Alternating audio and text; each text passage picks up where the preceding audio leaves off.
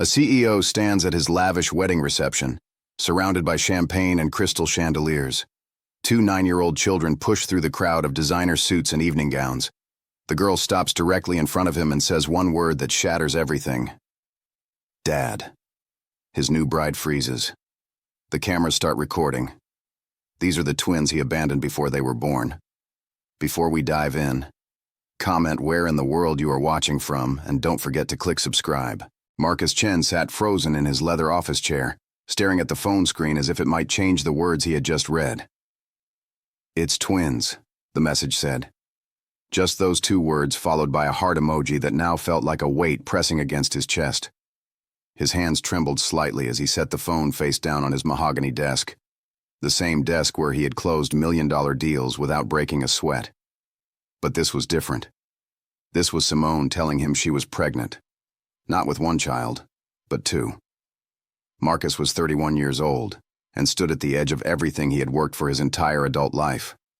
He had spent the last 8 years building his tech company from nothing, sleeping in his car during the early days, eating ramen for months straight, pouring every ounce of himself into lines of code and investor pitches. His software platform had finally gained traction 6 months ago, and now venture capitalists were circling, ready to inject the kind of money that would transform his startup into something real, something powerful. He was so close to the finish line he could taste it. Simone Williams had walked into his life at a networking event 9 months earlier. She was a marketing consultant, confident and beautiful with deep brown skin that seemed to glow under any light, and eyes that held both intelligence and warmth. She laughed easily and spoke passionately about her work helping small businesses find their voice. Marcus had been drawn to her immediately, not just because she was stunning, but because she understood ambition. She knew what it meant to build something from scratch. Their relationship had been intense and fast, stolen moments between his endless meetings and her client calls. They went to late dinners after he finished coding, walked through the city at midnight discussing their dreams, spent weekends tangled together in his small apartment. She made him feel human again, reminded him there was more to life than cap tables and user acquisition metrics. But marriage had never been part of the conversation. Neither of them had brought it up. They were both too focused on their careers, too independent to think about that kind of commitment yet. Marcus picked up his phone again and looked at the message. Simone had sent it an hour ago, right in the middle of his investor presentation. He had felt the buzz in his pocket, but couldn't check it until the meeting ended. Now he wished he had left it in the car. Twins meant diapers and daycare and sleepless nights. It meant college funds and responsibility and a future he hadn't planned for. He thought about his company, about the pitch he was preparing for the biggest investment round of his career. The investors wanted to see dedication, singular focus, the kind of founder who would sacrifice everything for success. How could he tell them he was about to become a father of two? His mind raced through scenarios. Maybe Simone would understand if he wasn't ready. Maybe they could figure something out. His phone buzzed again. Can we talk tonight?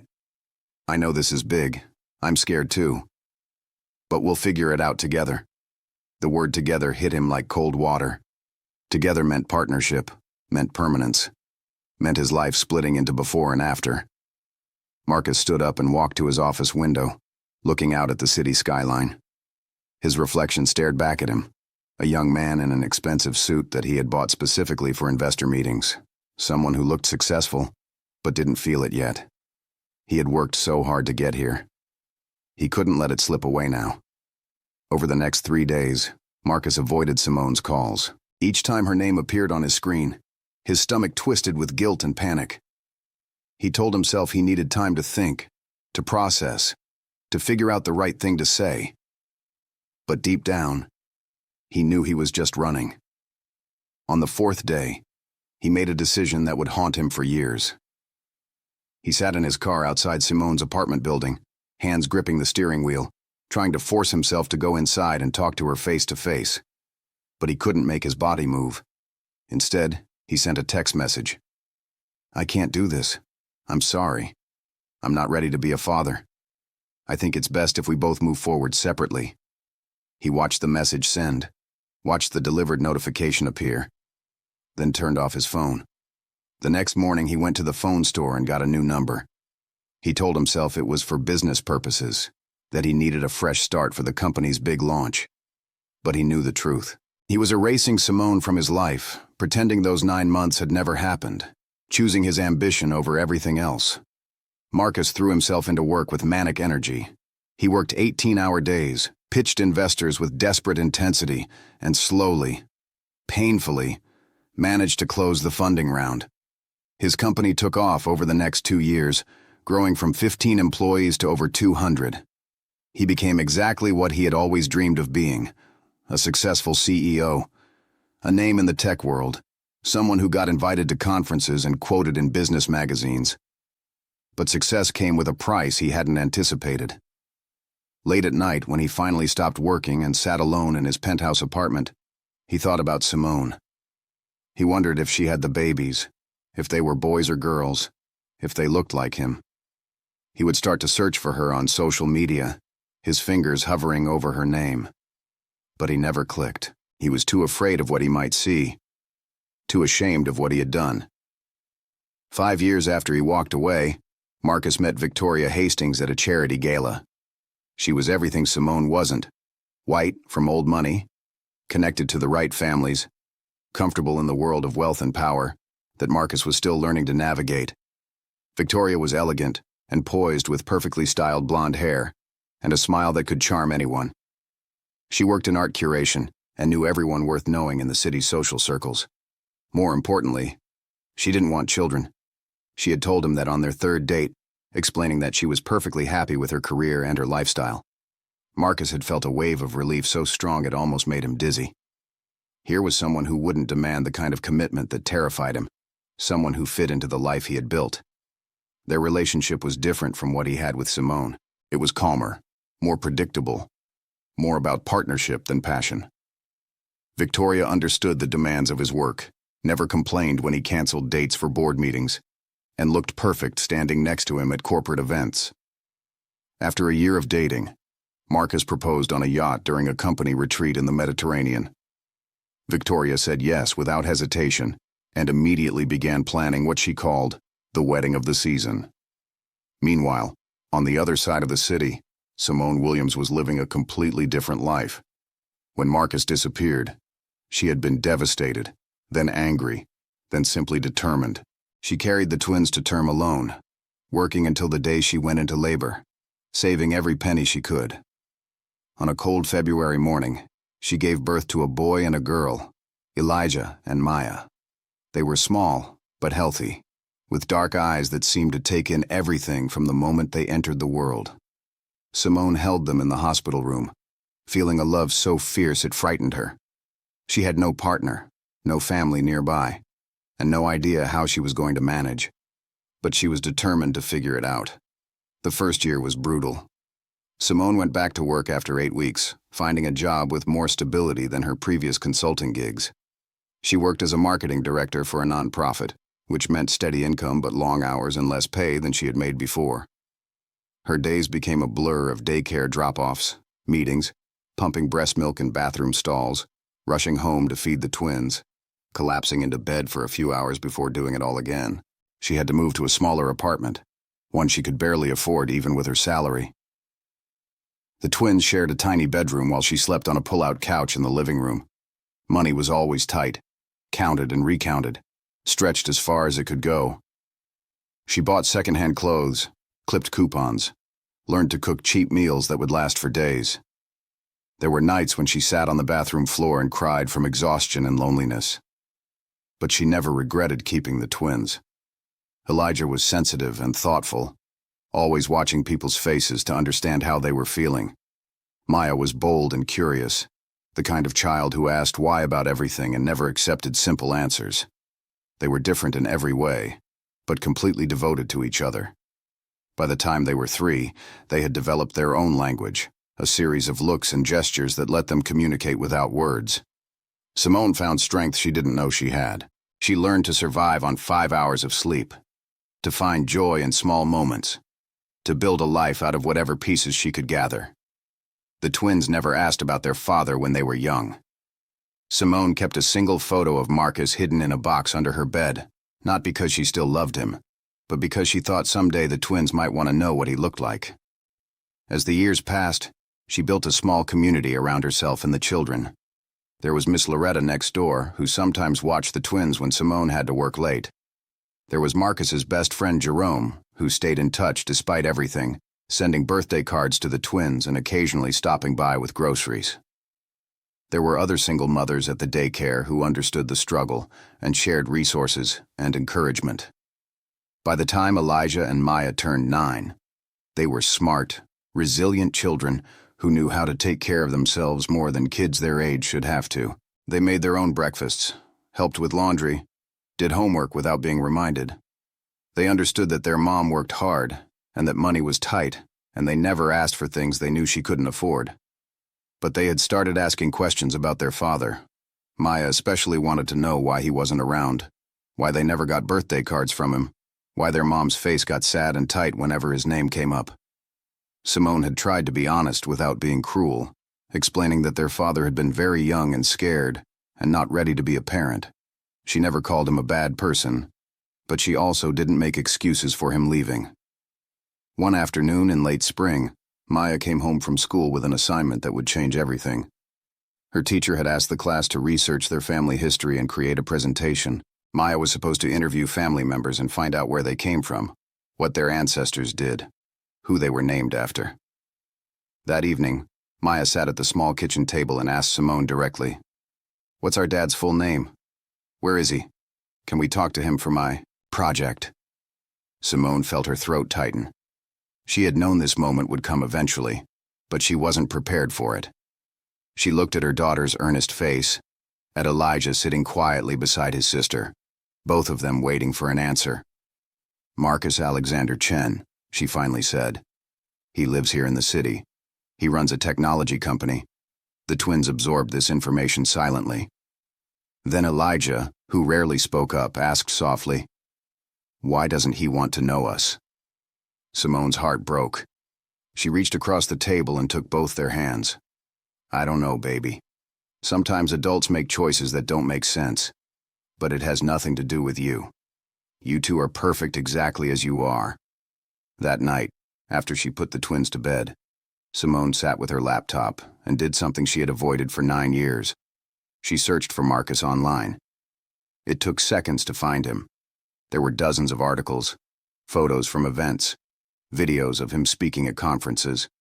He looked older, more polished, successful in exactly the way he had always wanted to be. And there, in the most recent photos, was a woman with blonde hair and a brilliant smile standing next to him. The caption identified her as Victoria Hastings, his fiancée. They were getting married in 3 months at some estate outside the city. Simone stared at the screen for a long time. She felt a complicated mix of emotions, anger that he had moved on so completely while she struggled every single day, relief that she had built a good life without him, and something else she couldn't quite name. She closed the laptop and went to bed. But sleep didn't come easy. In the next room, Maya wasn't sleeping either. She had her mom's old tablet and was doing her own research. She found the same articles, the same photos, and she studied them carefully. She zoomed in on Marcus's face, looking for any resemblance to herself or her brother. She found his company's website and read about his success, his vision, his leadership. She found the announcement about his upcoming wedding, complete with photos of the venue and details about the celebration. Maya took screenshots of everything and saved them to a folder. Then she crawled across the room to Elijah's bed and shook him awake. "I found him," she whispered. "Our dad. And he's getting married." Elijah rubbed his eyes and looked at the glowing screen his sister held. "What are we going to do?" Maya's jaw set in a way that made her look years older. "We're going to meet him." The next few months became a secret mission for the twins. They were careful never to let their mother know what they were planning. They saved every bit of allowance money they received, every dollar from odd jobs they managed to do around the neighborhood. Maya mowed lawns. Elijah walked dogs. They collected bottles and cans for recycling money. Slowly, their savings grew. They researched everything about their father's wedding, finding details that had been shared publicly on social media. The venue was called Willowbrook Estate, about 40 minutes outside the city. The ceremony was scheduled for a Saturday afternoon in August. They studied maps and bus routes, figuring out how they could get there on their own. The hardest part was keeping the secret from their mother. Simone was perceptive and always seemed to know when something was wrong. But the twins had become experts at hiding their feelings, at presenting calm faces even when their emotions churned underneath. They told themselves they deserved to meet their father, that he should have to see them and acknowledge what he had done. They weren't sure what would happen when they showed up, but they knew they had to try. Maya did most of the planning. She was the bold one, the one who believed they could make this work. Elijah went along with it because he trusted his sister completely, even when he felt anxious about the whole thing. On the morning of the wedding, they told their mother they were going to spend the day at the community center for a special summer program. Simone was working a weekend shift and couldn't take them herself, so she gave them lunch money and reminded them to check in with her by phone. The twins waited until she left for work, then changed into the nicest clothes they owned, things Simone had bought them for a cousin's graduation. Maya wore a navy blue dress with white trim. Elijah put on khaki pants and a button-up shirt. They looked at themselves in the mirror, seeing two kids trying desperately to look older than 9. They took 2 buses to get to the estate, clutching their small amount of cash and checking the map on Maya's phone repeatedly. The journey took longer than they expected, almost 2 hours with all the transfers. By the time they arrived at Willowbrook Estate, the wedding ceremony was already underway. The gates to the estate were tall and imposing, with security staff checking a guest list.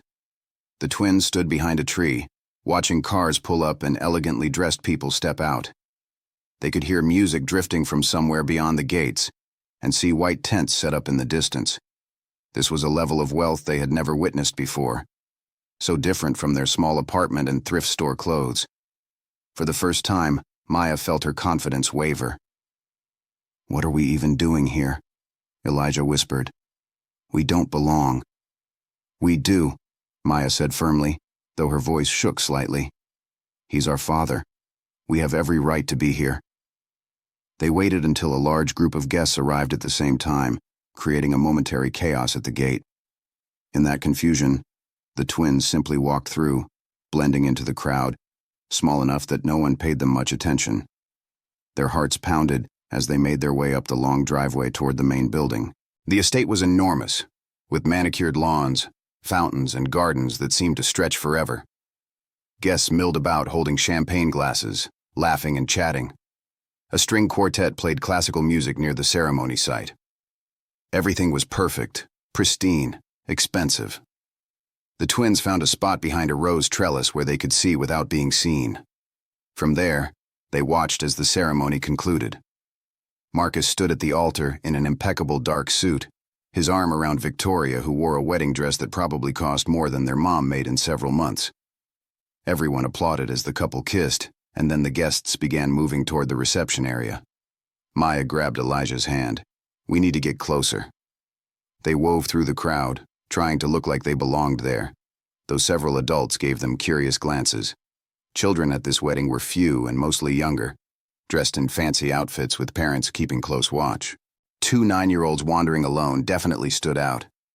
The reception was being held in an enormous white tent with crystal chandeliers somehow suspended from the fabric ceiling. Tables were draped in silk, covered with flower arrangements that towered toward the sky. A band was setting up on a stage at the far end. Waiters circulated with trays of appetizers that looked like tiny works of art. Marcus and Victoria stood near the entrance greeting guests, accepting congratulations and posing for photos. This was their moment of triumph, the perfect wedding for a perfect couple. The twins watched from behind a decorative screen, studying their father's face.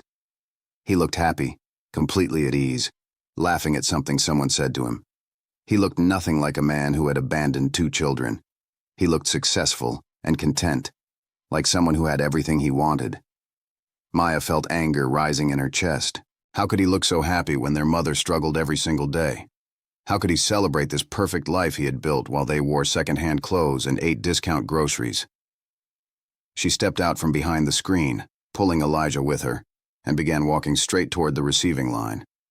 Her legs felt shaky, but she forced them to move. Several people noticed them now, frowning slightly at the 2 children who clearly didn't fit in. A waiter approached them. "Are you lost? Can I help you find your parents?" Maya ignored him and kept walking. They were 15 feet away from Marcus now, then 10. Victoria noticed them first. Her smile faltered slightly as she registered these two children walking purposefully toward her new husband, their faces set with determination and resemblance she couldn't quite place.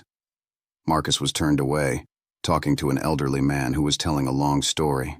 Maya stopped directly in front of him and said loudly enough to cut through the ambient conversation, "Dad." The single word landed like a bomb in the elegant space. Marcus turned slowly, his face still holding the remnants of his previous smile. That smile froze when he saw them. Two 9-year-old children, one boy and one girl, with dark eyes that mirrored his own, with his eyebrows and his chin, with features that were undeniably, unmistakably his. His mouth opened, but no sound came out. Victoria looked between the twins and Marcus, confusion shifting rapidly toward understanding and horror. Guests nearby had stopped talking and were staring at this strange tableau. The elderly man who had been speaking trailed off mid-sentence. "I'm Maya," the girl said, her voice surprisingly steady despite the trembling in her hands. "This is Elijah. We're your kids, the twins, the ones you didn't want to know about." Time seemed to slow down. Marcus felt his brain short-circuit, unable to process what was happening. This couldn't be real. This had to be some kind of nightmare or hallucination. But the children standing in front of him were solid and real, wearing clothes that were too small and looking at him with eyes that held both hope and accusation. Victoria's hand dropped from his arm. "What is she talking about?" Her voice was tight, controlled, but underneath was rising panic. Marcus tried to speak, but his throat had closed up. Other guests were gathering now, drawn by the tension and drama. Phones were emerging from pockets and purses, people beginning to record this scene that was rapidly becoming a disaster. Elijah spoke up for the first time, his voice softer than his sister's but carrying clearly in the sudden quiet. "Our mom is Simone Williams. You dated her 9 years ago. She told you she was pregnant with us. You changed your number and disappeared." These words, delivered in the simple direct way children speak truth, hit harder than any accusation could have. Marcus felt his carefully constructed life beginning to crumble. Everything he had built, every relationship, every success, suddenly felt hollow. He looked at Victoria and saw disgust and betrayal written across her face. He looked at his business partners in the crowd and saw their judgment. He looked back at the twins and saw himself reflected in their faces, saw the consequences of his cowardice standing in front of him. Victoria took a step back. "You have children? You abandoned pregnant girlfriend and never told me?" Her voice was rising now, the veneer of social grace cracking. "Marcus, you told me you had never wanted kids, that you were focused on building the company. You lied to me." Everyone was watching now. The perfect wedding had transformed into a public reckoning. Marcus's parents pushed through the crowd, his mother gasping when she saw the twins, immediately recognizing the family resemblance. His father's face went dark with anger. The twins stood their ground, though Maya's eyes had begun to water. They hadn't fully thought through what would happen after this moment. They had imagined confrontation and confession, but the reality was overwhelming. All these adults staring at them, the woman in the wedding dress looking like she might be sick, their father frozen like a statue. "Maybe this was a mistake," Elijah whispered to his sister. Maya swallowed hard, but shook her head. "Number. He needed to see us. He needed to know we exist." Marcus finally found his voice, though it came out broken and raw. "I didn't know. I knew she was pregnant, but I didn't know if she actually had you. If you were okay. I didn't." He stopped, realizing how pathetic these excuses sounded. "You didn't know because you didn't want to know," Maya said, and the truth of that statement silenced him again. Victoria was backing away, shaking her head, tears streaming down her carefully applied makeup. "I can't do this. I can't be with someone who would do that." Her bridesmaids rushed to her side, shooting venomous looks at Marcus. The band had stopped playing. Waiters stood frozen with their trays. It was like someone had pressed pause on a celebration and switched the channel to a tragedy. Marcus's best man, a college friend named David, stepped forward. "Marcus, man, We need to take this somewhere private. This isn't the place for this conversation. But the twins had nowhere private to go. They had spent all their money getting here. They had no way home. And now, standing in this fancy tent surrounded by hostile strangers, they began to realize the magnitude of what they had done. A woman's voice cut through the tension. "Let me through. Let me through right now." The crowd parted and Simone pushed through, her face a mixture of fury and fear. She had been at work when Miss Loretta called to say the twins never came home from their supposed community center program. Simone had left work immediately, checked everywhere she could think of, and finally remembered the screenshots she had seen on Maya's tablet weeks ago. The wedding at Willowbrook Estate. She had taken a rideshare that cost half her rent, her heart in her throat the entire drive. Now she grabbed both twins and pulled them close, checking them over for injuries while simultaneously ready to lecture them about what they had done. Then she looked up at Marcus, and for the first time in 9 years, they made eye contact. The air between them crackled with history and pain and unspoken words. Marcus felt like he was seeing a ghost. Simone looked different, older and more worn than the woman he remembered. But her eyes held the same fierce intelligence. And now they also held righteous anger. "You couldn't let them have this," Simone said quietly. But her voice carried. "You couldn't just let them exist without having to face what you did. So they came to find you themselves. I didn't know they were planning this," Marcus stammered. "I didn't know they even knew about the wedding." Simone's laugh was bitter. "You didn't know. That seems to be your specialty, Marcus. Not knowing, not finding out, not caring enough to check." She turned to Victoria, and for a moment, there was something almost like sympathy in her expression. "He's been lying to you. Whatever he told you about his past, about not wanting children, it's built on running away from responsibility. You should know that before you tie yourself to him." Victoria was crying openly now, her perfect wedding completely destroyed. "I'm so sorry," she said to Simone, to the twins. "I had no idea. I would never have." She couldn't finish the sentence. Marcus's mother approached the twins slowly, cautiously, like approaching wild animals. Her eyes were wide with wonder and pain. "These are my grandchildren," she said to no one in particular. "I have grandchildren, and I never knew." She looked at her son with disappointment so profound, it made him want to disappear. "How could you, Marcus? How could you keep this from us?" The reality of the situation was sinking in for everyone. This wasn't just about Marcus and his mistakes. This was about 2 children who had grown up without a father, without extended family, without the financial support they deserved. This was about a woman who had sacrificed everything to raise them alone. This was about 9 years of absence and all the moments that could never be recovered.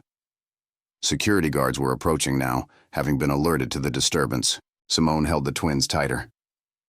"We're leaving. Come on, kids, we shouldn't have come here." But Marcus's mother stopped them.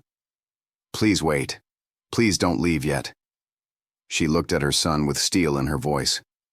"Marcus, fix this. Right now. Whatever you have to do, fix this." Marcus felt the weight of everyone's eyes on him. His perfect life had exploded in the span of minutes. His marriage was over before it even began. His reputation was shattered, the recording already spreading through social media based on the phones he could see pointed at him. His relationship with his parents would never be the same. But more than any of that, he was staring at 2 children who existed because of him, who looked like him, who had needed him, and he hadn't been there. "Fix it," his mother repeated. He took a shaky breath and looked at Simone. "Can we talk? Somewhere private?" Simone hesitated. The twins were exhausted, overwhelmed by everything that had happened.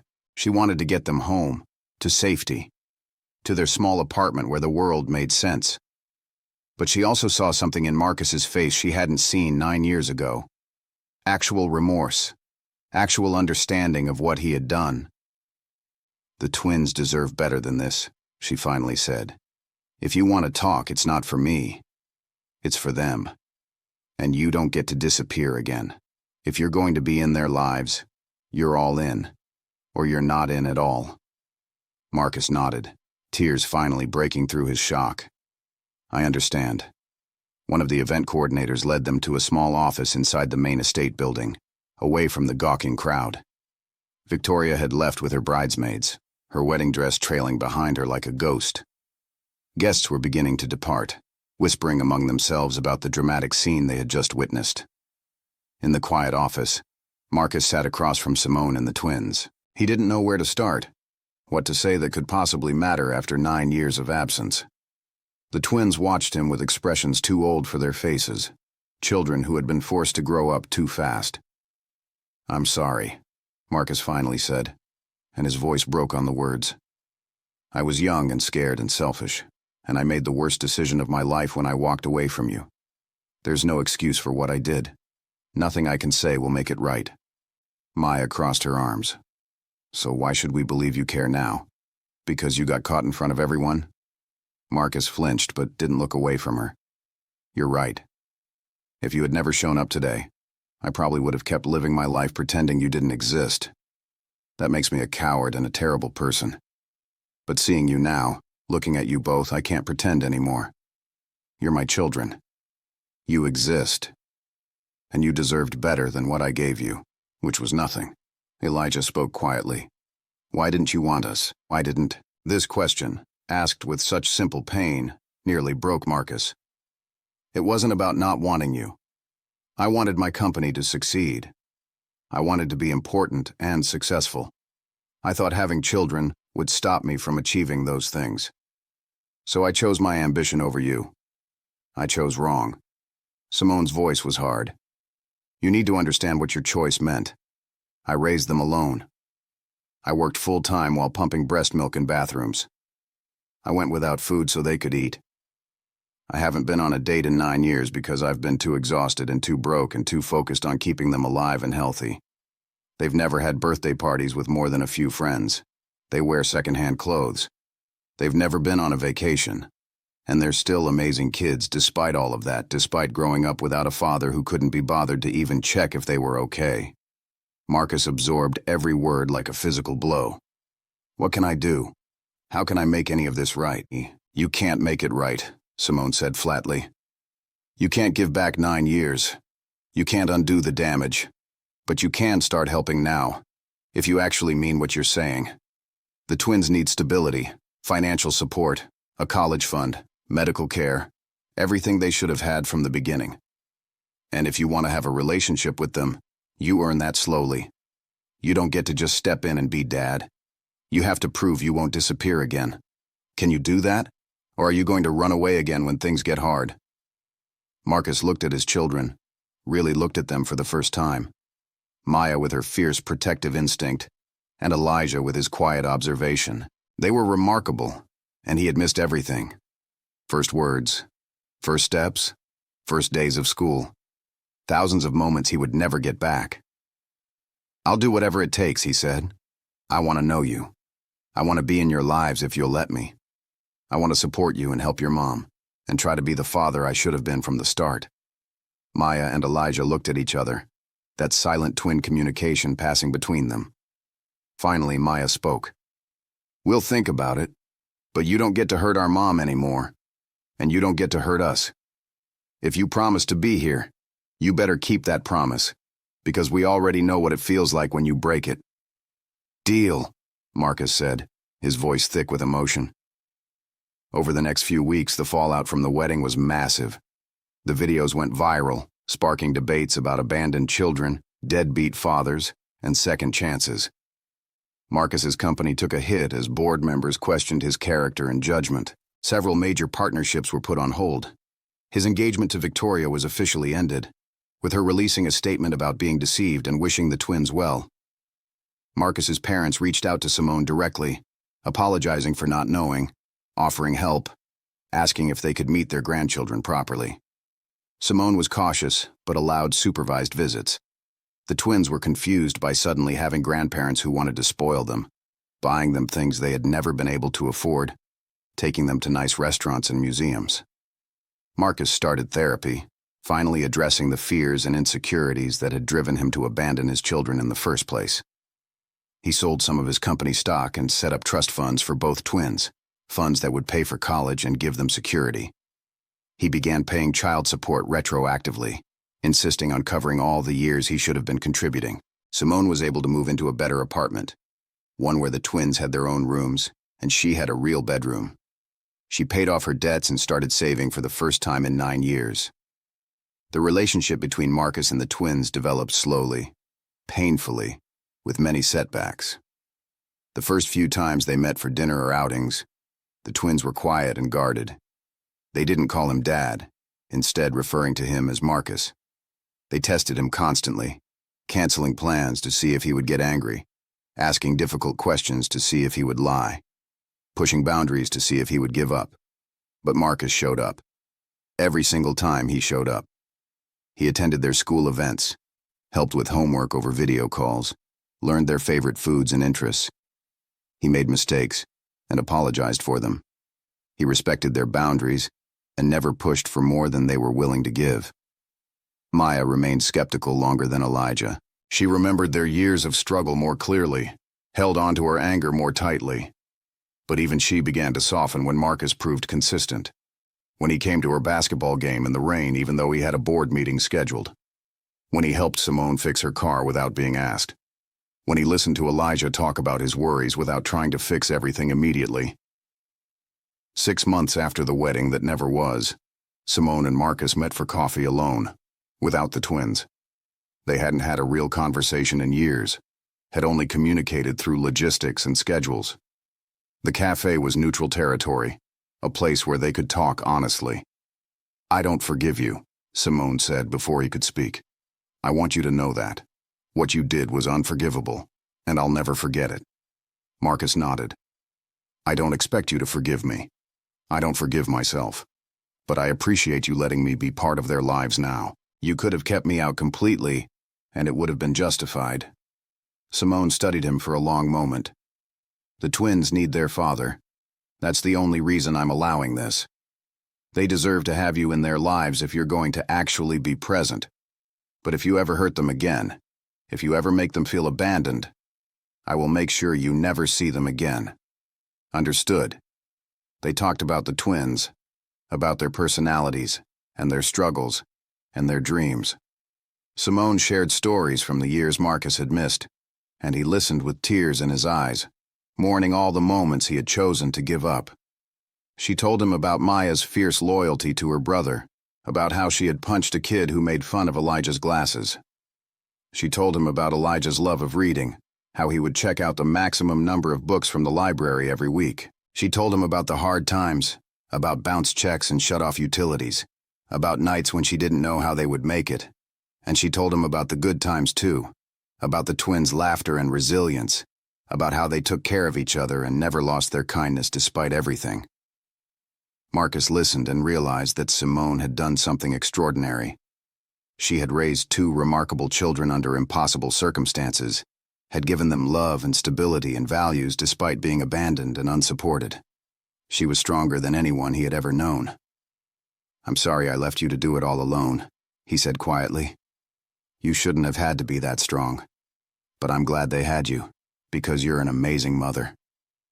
Simone's eyes glistened, but she didn't cry. "Just keep showing up, Marcus. That's all I ask. Keep showing up." Marcus did keep showing up. As the months turned into a year, he became a constant presence in the twins' lives. He learned Maya's basketball schedule by heart and never missed a game. He helped Elijah with his science fair project, staying up late to perfect the display board. He took them to their first concert, their first professional sports game, their first trip to an amusement park.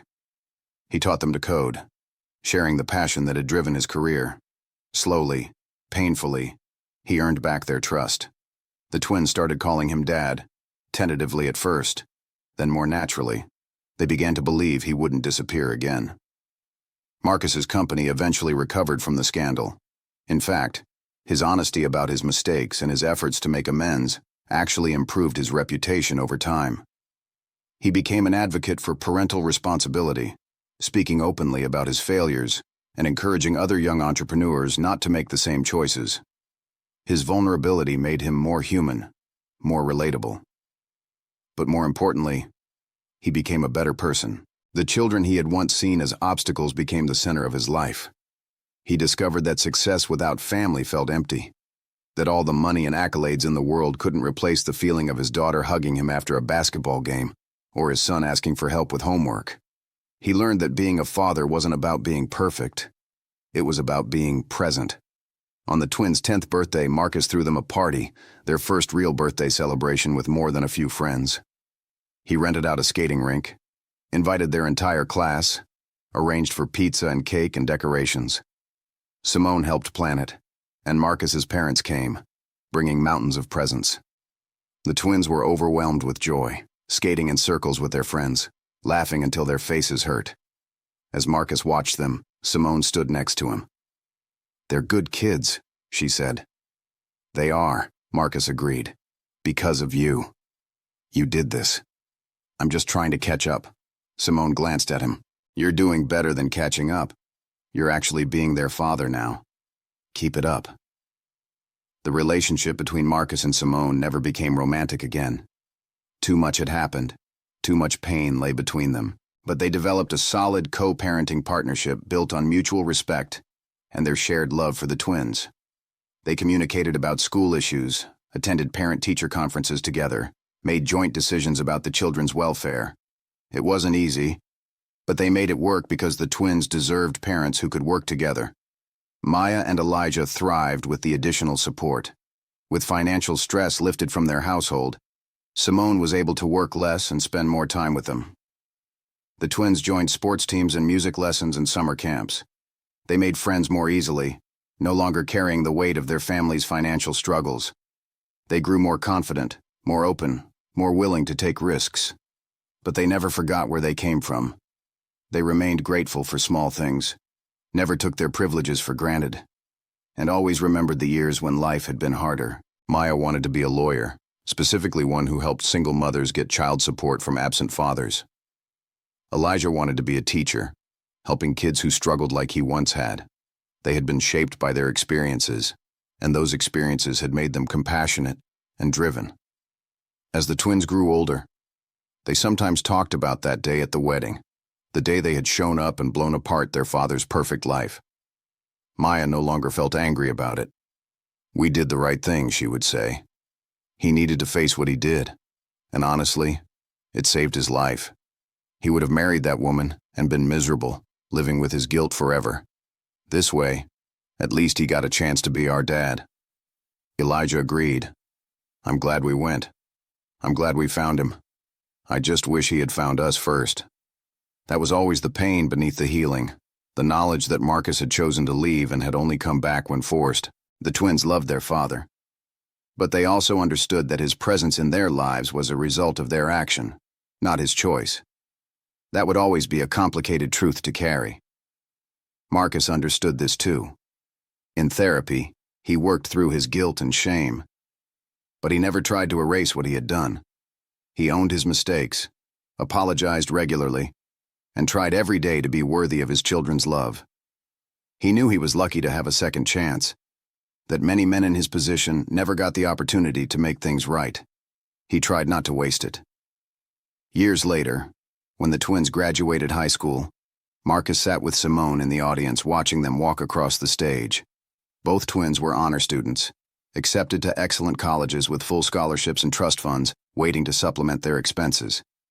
They had grown into remarkable young adults, confident and kind and ready to take on the world. As Maya gave her valedictorian speech, she spoke about resilience and second chances. She talked about her mother's strength and her father's redemption. She didn't shy away from their family's complicated history, instead owning it as part of what made her who she was. "When you face your past instead of running from it," she said, "you give yourself the chance to build a better future." "My family is proof of that," Marcus cried during the entire speech. Simone reached over and squeezed his hand briefly, an acknowledgement of how far they had all come. After the ceremony, the twins posed for photos with both parents, with their grandparents, with their friends. They looked happy and whole, two kids who had fought for their right to know their father, and had somehow made it work despite everything. As they drove home that evening, Maya turned to Elijah in the back seat. "Remember when we crashed that wedding?" Elijah laughed. "How could I forget? That was the craziest thing we've ever done. Best decision, though, Maya said firmly. Scary as hell, but the best decision. Marcus, driving, caught their eyes in the rearview mirror. Thank you for being brave enough to find me, he said quietly. Thank you for not giving up on me even when I had given up on you. You saved my life that day. You gave me the chance to be your father, and I will spend the rest of my life trying to deserve that gift. The twins smiled, that same synchronized smile they had shared since birth. We know, Dad. We know. The first real test of Marcus's commitment came during the twins' freshman year of college. Maya had chosen to attend law school prep programs at a university 3 hours away, while Elijah selected a smaller liberal arts college known for its education program just an hour from home. For the first time in their lives, the twins were separated, living in different cities, building independent identities. Marcus had promised to visit both of them regularly, to stay involved even as they became adults. The first few months, he kept that promise. He drove to Maya's campus for her intramural basketball games, helped Elijah move into his dorm, sent care packages filled with their favorite snacks. But then his company faced a major crisis. A competitor had stolen proprietary technology, and Marcus was pulled into an exhausting legal battle that consumed 18-hour days. Board meetings, depositions, strategy sessions with lawyers, emergency calls at all hours. It was exactly the kind of high-pressure situation that had defined his life before the twins came back into it. And for the first few weeks of the crisis, Marcus handled both. He was exhausted, running on 4 hours of sleep, but he still made it to Maya's campus for her birthday dinner. He still video called Elijah twice a week to check in. But as the legal battle intensified, something started to slip. He missed a scheduled visit with Elijah, texting an apology about an emergency meeting. Then he had to cancel plans to attend Maya's mock trial competition because of a crucial deposition.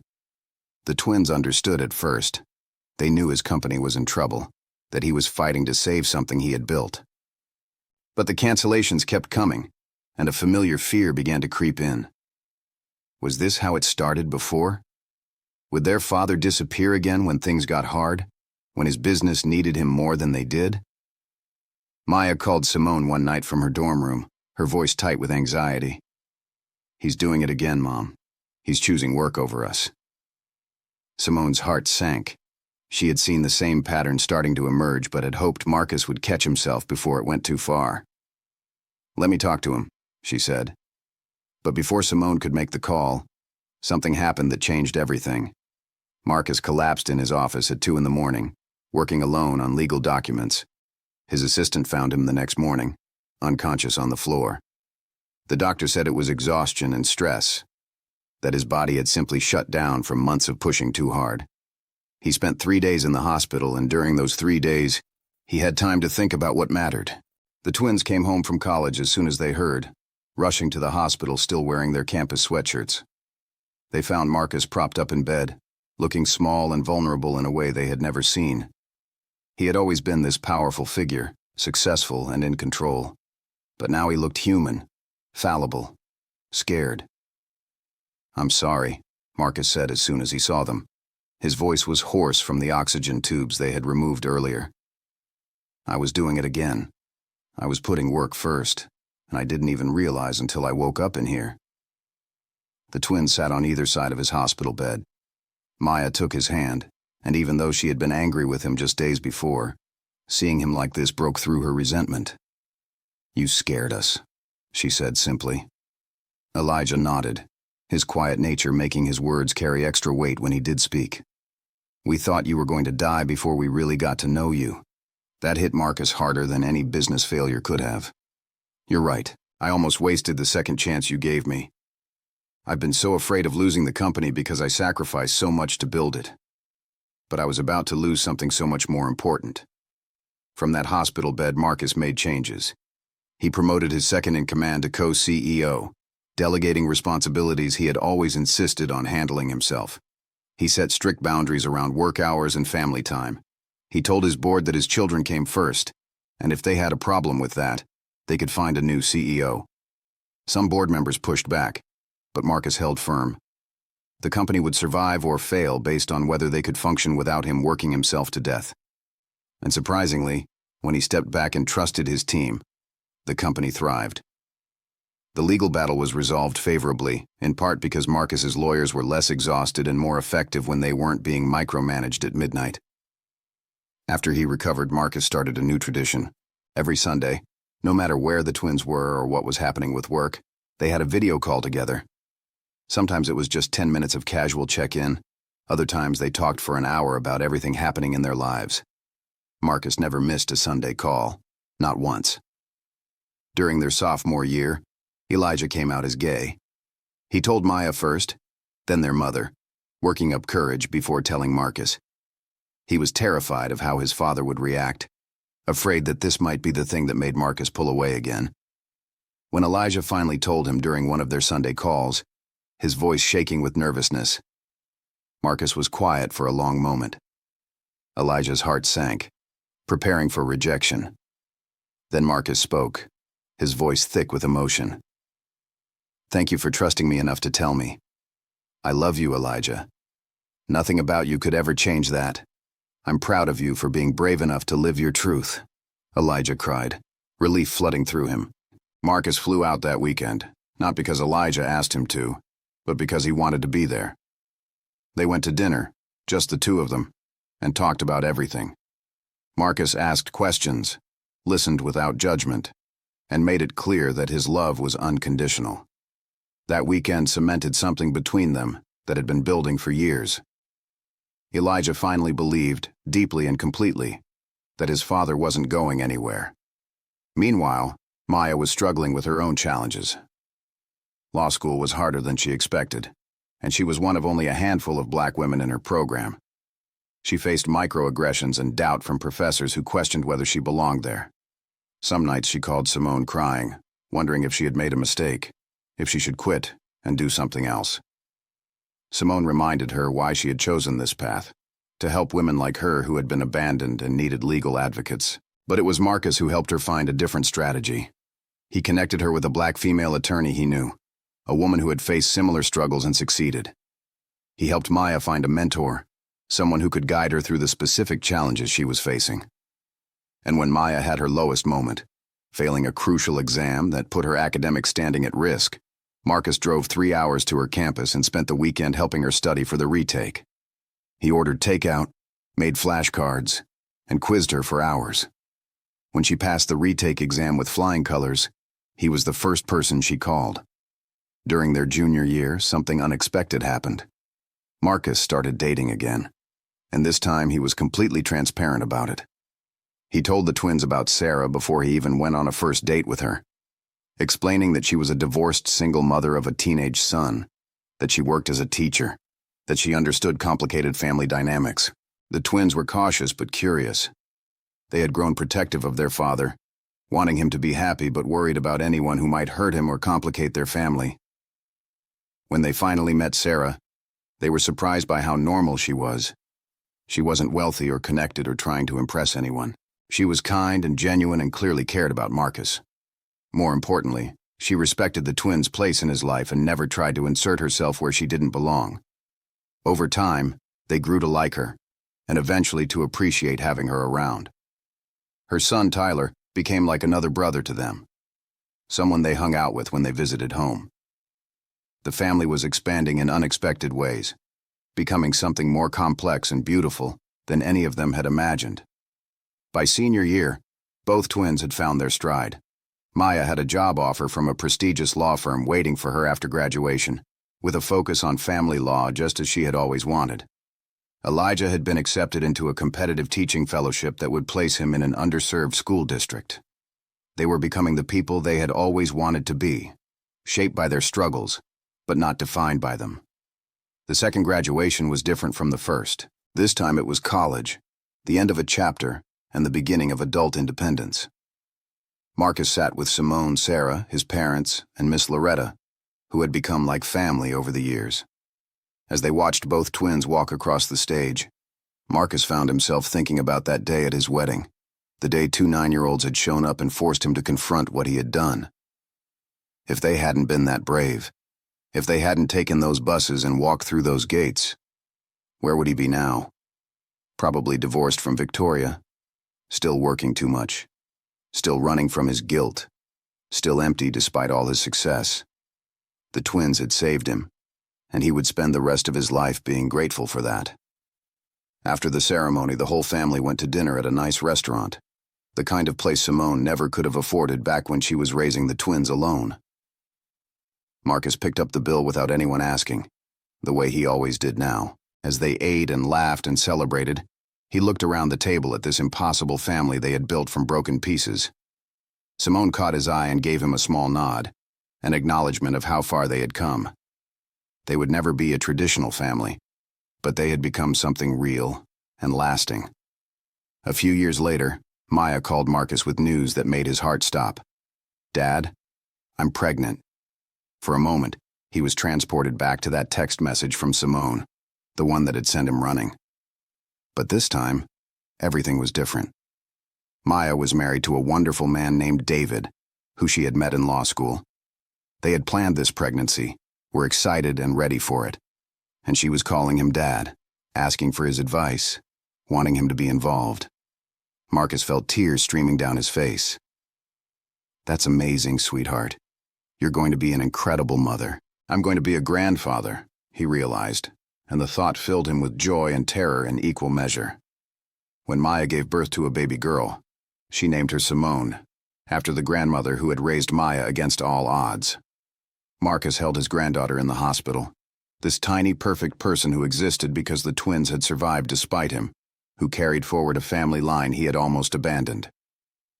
Little Simone looked up at him with dark eyes that reminded him of her mother at 9 years old, standing in that wedding tent with her brother, demanding to be seen. Elijah's path to parenthood was different but equally beautiful.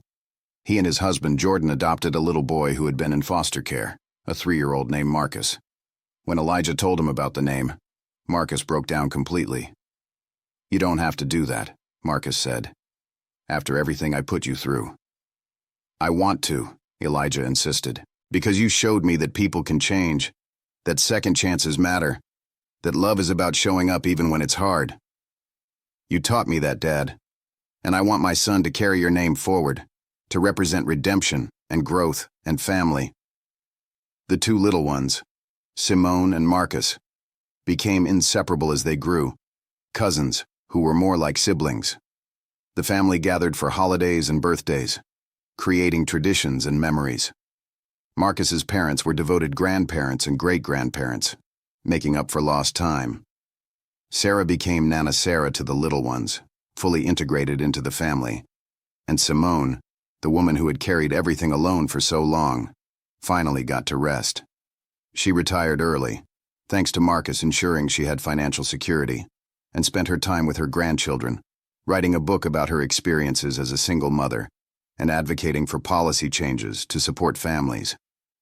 Years passed, and Marcus grew older. His hair turned completely gray, then white. His company was eventually sold for a massive profit, but he had long since learned that money meant nothing compared to family. He spent his time volunteering, mentoring young entrepreneurs, and most importantly, being present for his children and grandchildren. On his 70th birthday, the family threw him a party. As Marcus looked around at the dozens of people who had come to celebrate with him, children and grandchildren and friends and chosen family, he thought about the man he had been at 31, that young, scared, selfish person who had changed his phone number and run away from responsibility. He thought about everything he would have missed if the twins hadn't found him, if they hadn't been brave enough to show up at that wedding and demand to be acknowledged. He would have missed this entire life, this messy, complicated, beautiful family that had formed from the ashes of his worst mistake. Maya stood up to make a toast, her daughter perched on her hip. "To my dad," she said, and everyone raised their glasses. "You weren't there in the beginning and you'll never get those years back, but you've been here for everything since. You showed me that people can grow, that redemption is possible, that love is a choice you make every single day. Thank you for choosing us, even when we had to force you to at first. Thank you for becoming the father we needed you to be." Marcus couldn't speak through his tears, but Elijah came over and put a hand on his shoulder. That little 9-year-old boy, who had quietly supported his sister's plan to crash a wedding, who had been afraid but did it anyway, was now a man, a father, Someone who had learned that courage meant showing up even when you were scared. "We're proud of you, Dad," Elijah said simply, and somehow those words meant more than any business achievement ever could. Later that night, after everyone had left, and it was just Marcus and Sarah sitting on their porch, he reflected on his life. "I don't deserve any of this," he said quietly. "I don't deserve their forgiveness or their love. I abandoned them." Sarah took his hand. "Maybe you didn't deserve a second chance, but they gave you one anyway. And you've spent every day since trying to earn it. That's what matters. What you do with the grace you're given, not whether you deserved it in the first place." Marcus thought about that message he had sent all those years ago, the one that said he couldn't do it, that he wasn't ready. He thought about getting a new phone number, erasing Simone from his life, pretending those children didn't exist. He thought about Victoria and that perfect wedding that never happened, about the life he had been building on a foundation of lies and avoidance. And then he thought about 2 9-year-olds walking up to him in a reception tent, calling him Dad, forcing him to see what he had tried so hard to ignore. They had destroyed his perfect life, and in doing so, they had given him a real one. Years later, when Marcus was diagnosed with cancer, the family rallied around him. His prognosis was uncertain, the treatment difficult. But he faced it with a peace he never would have had before, because he was surrounded by people who loved him, who showed up for him the way he had learned to show up for them. Maya took time off work to drive him to appointments. Elijah organized a meal train so Marcus never had to worry about food. Simone, despite everything, visited him in the hospital and sat with him during his hardest days. "Why are you being so kind to me?" Marcus asked her during one visit. "After what I did to you, you would have every right to leave me to face this alone." Simone was quiet for a moment, looking at this frail old man who had once been so powerful, so afraid of commitment that he had run from his own children. "Because you became someone different," she finally said. "You're not the man who left me pregnant and alone. You're the man who showed up every single day once you finally understood what you had done. You earned forgiveness not by asking for it, but by changing your life. And because our children love you, and I will always do what's best for them." Marcus made it through the cancer, weakened, but alive. And when he recovered enough to walk again, the first thing he did was visit his grandchildren at school, keeping a promise he had made to them. He never took another day for granted after that. On his 80th birthday, Marcus sat surrounded by family, including great-grandchildren he never imagined he would live to meet. Maya's daughter Simone was now a teenager, fierce and brilliant like her mother and grandmother before her. Elijah's son Marcus was a thoughtful 10-year-old who loved books and asked deep questions. There were other grandchildren too, a whole new generation that existed because 2 9-year-olds had refused to let their father forget they existed. In his final years, Marcus often thought about legacy, about what he would leave behind. He had sold his company years ago. Whatever money remained would be divided among family and donated to causes supporting single parents. But his real legacy was sitting all around him in that living room, laughing and arguing and loving each other. As Marcus closed his eyes that evening, tired but content, he heard little Simone ask her mother a question. "Grandma Maya, tell us again about when you and Uncle Elijah crashed Great-Grandpa's wedding." And Maya began the story, the one that had been told so many times it had become family legend. The story of 2 brave children who took buses across the city, walked through gates they weren't supposed to enter, and changed the course of all their lives. The story of how sometimes the greatest act of love is refusing to let someone forget they have responsibilities.